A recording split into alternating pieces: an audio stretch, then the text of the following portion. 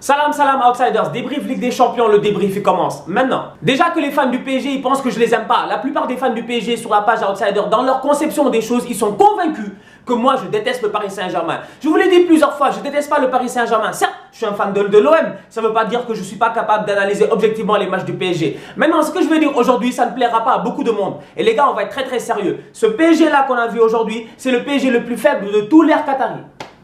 C'est le PSG le plus faible de tout l'ère qatari. Depuis que les Qataris sont arrivés, j'ai pas vu un PSG collectivement aussi faible. Parce qu'aujourd'hui sur le terrain, on va être sérieux, au milieu de terrain, la bataille du milieu de terrain, le PSG, ils l'ont perdu. La bataille du milieu de terrain, Tuchel, il l'a perdu.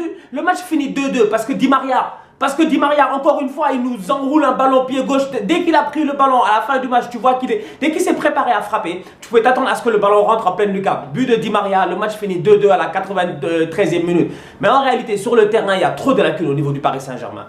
Quand est-ce qu'on va réellement parler du cas Marco Verratti? Parce que moi, sincèrement, à un moment donné, je me dis, Marco Verratti, s'il n'est pas overrated, dites-moi qu'est-ce qu'il est. Marco Verratti est arrivé sous les Qataris. On nous a vendu Verratti comme allant être un des meilleurs 6 récupérateurs au monde. Le mec, ça allait être un mix entre Gattuso et Pirlo. Ça allait être un joueur qui est à la fois vif, à la fois tranchant, à la fois etc. Mais Marco Verratti, ça fait plusieurs années qu'il est au PSG. À part fumer des chichas, qu'est-ce qu'il a fait? Qu'est-ce qu'il a fait Marco Verratti? Non, sincèrement, qu'est-ce qu'il a fait? C'est une question que je me pose. Aujourd'hui, au milieu de terrain, tu as Verratti et Rabiot. Les deux ensemble, techniquement, c'est pas mauvais parce que tu te dis que ces deux-là, en Ligue 1, ils dominent le championnat. Mais finalement, ce que De Laurentiis, le président de Naples, disait avant le match, il a raison. Avant le match, De Laurentiis est venu dire que si Naples était en Ligue 1, Naples serait champion de France. Il l'a dit. Il a dit le PSG, on peut parler, mais le PSG est dans un championnat très faible. Ce qui fait que le PSG est capable de dominer ses adversaires d'une manière assez extraordinaire en Ligue 1. Je vous l'ai dit ce week-end, Naples, dans le débrief du week-end, j'en ai parlé. Naples, ils ont joué contre qui? Contre l'Udinese. À l'extérieur, ils ont gagné 3-0. Le PSG a joué Amiens, ils ont gagné 5-0. Je vous ai dit, les scores sont fleuves, mais les adversaires ne sont pas les mêmes. Tu le vois en Ligue des Champions aujourd'hui. Verratti, Rabiot, ils se sont fait bouffer par Alan Hamsich. Et puis l'autre, comment il s'appelle, le petit Fabian? Ils se sont fait bouffer. Ils se sont fait bouffer. Le volume de jeu de Alan, il n'y a pas un joueur du PSG qui a un semblant de ce volume de jeu-là au milieu de terrain. Il n'y en a pas. Il n'y en a aucunement pas. Quand tu vois hier le match qu'a fait Blaise Matuidi, dans le match Juventus-Manchester United, quand tu vois le volume de jeu, l'envie, tout ce que peut amener Blaise Matuidi, tu te dis en fait, pourquoi est-ce que Matuidi a quitté le Paris Saint-Germain sincèrement? Maintenant, individuellement parlant, les mecs qui sont là, ça, il n'y a absolument rien à dire. Mbappé, aujourd'hui, il a été mauvais. Ça lui arrive. Ça, sincèrement, on va être sérieux. Moi, je suis un des plus grands fans de Mbappé. Vous-même, vous le savez tous. Mbappé, aujourd'hui, il a été mauvais. Neymar, quant à lui, il a été au top. Neymar, en fait, j'ai juste un problème avec Neymar. C'est que Neymar, quand je le vois, je me dis, bon, Neymar, sincèrement, il mérite 10 fois mieux que ça, en fait. On va être sérieux. Sincèrement, on va être très sérieux. Comme je l'ai dit au début du débrief, les fans du PSG ne seront pas heureux. Ils vont se dire, ouais, Stan n'aime pas notre club, etc., etc., etc.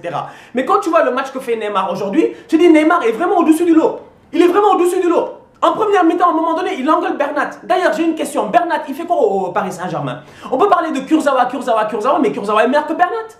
Bernat fait quoi au PSG? Bernat était la doublure, voire la triplure, voire la quadriplure, je sais pas comment on appelle ça, de l'autre là, de David Alaba au Bayern de Munich. Bernat, moi, j'ai pas de souvenir, sincèrement, de match du Bayern où j'ai vu Bernat jouer. Sincèrement, quoi. Donc, quand je vois Bernat aujourd'hui en Ligue des Champions, tu le mets comme ça, je me dis, le mec, Bernat n'a aucune intelligence d'être capable de pouvoir jouer avec Neymar. Parce que leur quotient intellectuel footballistique n'est pas le même. À un moment donné, tu le vois, Neymar, il pète un câble et il a raison. La preuve, Bernat sort à la mi-temps. Aujourd'hui, moi, je regarde ce PSG-là et je reviens au premier point que j'ai dit dans le débrief. Là, ce soir, je l'ai dit. C'est le PSG le plus faible de toute l'ère qatari. Parce que Verratti devait évoluer, il ne l'a pas fait. C'est le même Verratti que quand il est arrivé, le petit n'a jamais évolué, Marco Verratti. Sincèrement, Marco Verratti, on va être honnête, il y en a dans les commentaires, ils vont se frustrer. Mais Marco n'a jamais évolué. Rabiot, il est bon, Rabiot, il n'est pas mauvais. Mais c'est pas suffisant quand tu as des Hamsich, des Alan et des Fabian, des mecs beaucoup plus expérimentés que toi. Dans tout ça, shout out à Carlo Ancelotti parce que Carlo Ancelotti, tactiquement, il a gagné son match. Encore une fois, il vient avec un dispositif tactique qui est simple. Son 4-3-3, là, vraiment, il se fatigue pas trop.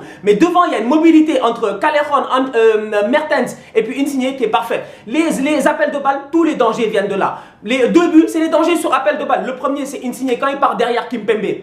Mais il va extrêmement vite, Lorenzo Insigne. Marquinhos est à la ramasse, Kimpembe ne le voit pas venir. Bernat là-bas, sur le marquage de la passe de Callejón, il est en retard. derrière, tu as un but. Sur le deuxième but, c'est la même chose. Quand Fabian rentre et qu'il veut frapper, qu'est-ce que fait Mertens? Il fait un petit appel de balle directement. Il a de la chance, le ballon lui retombe dessus, il marque encore. En fait, ils sont petits, ils sont pas très grands. Sur les corners, tu sens qu'il n'y a que les Kalidou Koulibaly qui sont capables de mettre une tête. Mais offensivement à Naples, il y a du danger. Et encore aujourd'hui, je le vois et je me dis, regardez ce groupe-là, c'est un groupe de la mort. C'est un groupe de la mort parce que Liverpool de l'autre côté, ils sont amusés, sans stress. Donc aujourd'hui, le PSG, ils vont faire comment pour s'en sortir?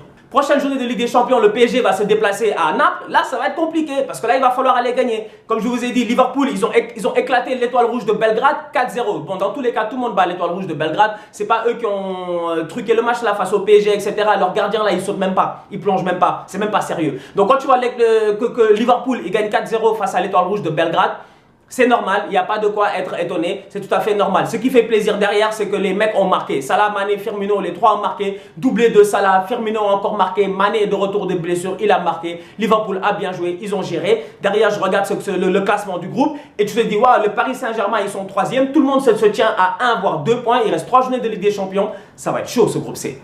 Messi était dans les tribunes posé avec son fils, en fait d'ailleurs avec toute sa famille, ses 2 fils et tout, tranquille, posé, relax. Il avait un œil sur le match et je pense que Messi, il a de quoi être fier. Parce que les gars, on va parler du match vite fait. Le Barça a battu l'Inter 2-0. Ça, c'est un fait. Il n'y a rien à dire. But de Rafinha et but de Jordi Alba. Jordi Alba. Moi, sincèrement, j'aimerais savoir, qu'est-ce que Marcelo a de plus que Jordi Alba? Non, c'est une question, hein. C'est vraiment une question simple. Qu'est-ce que Marcelo a de plus que Jordi Alba? Ouais, Marcelo est plus technique que Jordi Alba parce que Marcelo, c'est vrai qu'il fait des sombreros, des passements de jambes, des trucs comme ça. Mais Marcelo ne défend pas mieux que Jordi Alba. Jordi Alba, côté passe décisive et tout, il apporte autant que Marcelo. Jordi Alba a une entente extraordinaire avec le meilleur joueur au monde, Lionel Messi. En fait, moi, j'ai juste une question à vous poser, à vous tous. Pourquoi Jordi Alba, à chaque fois qu'on parle de meilleur latéral gauche, on ne parle jamais de Jordi Alba? Pourquoi on l'oublie dans l'équation? Aujourd'hui, le match qu'il a fait encore une fois, il a été parfait, Jordi Alba, de A à Z. Son but, il est parfait. Son petit contre-pied gauche là, tu sens que Léo Messi était en tribune, il était fier. Il s'est dit non, mon petit, quand même. Parce qu'aujourd'hui, quand tu vois le Barça jouer, tu te dis le Barça n'a pas Messi, le Barça a un classico dans 4 jours. Est-ce que les mecs vont être capables de gérer? Oui, ils ont géré. Pourquoi? Coutinho était dans son match, Luis Suarez était dans son match. Maintenant, on va être sérieux, Luis Suarez n'a pas eu de chance.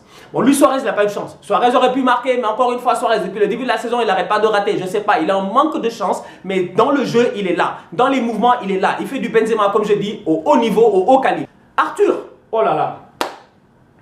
Oh là là. Tu sais, quand ils ont donné le numéro 7 à Mariano, je me suis dit, sincèrement, ils ne respectent pas Cristiano. Quand ils ont donné, maintenant que je sais que c'est Arthur qui porte le numéro 8, je me dis, ouais, au Barça, ils respectent Iniesta. Parce que le petit Arthur là, mais sincèrement, le petit là, il sait jouer au foot. À un moment donné, tu as une action où il y a Coutinho qui touche la barre transversale, mais l'action part d'un contrôle de la poitrine. Ballon soulevé en sombrero, passe de Arthur dans sa surface de réparation pour une contre-attaque sensationnelle. Maintenant, Arthur, on peut parler jusqu'à demain. C'est ses débuts, c'est vrai. Il n'a pas encore fait de...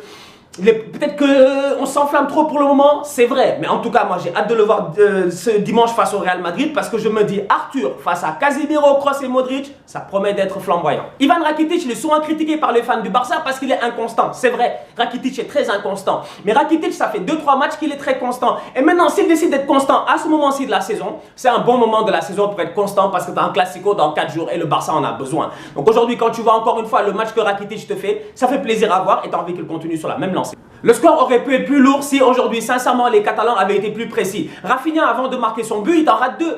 Il t'en rate 2 frappes, mais qui sont faciles en fait, techniquement. S'il cadre, il frappe bien, il met de la puissance, il peut marquer.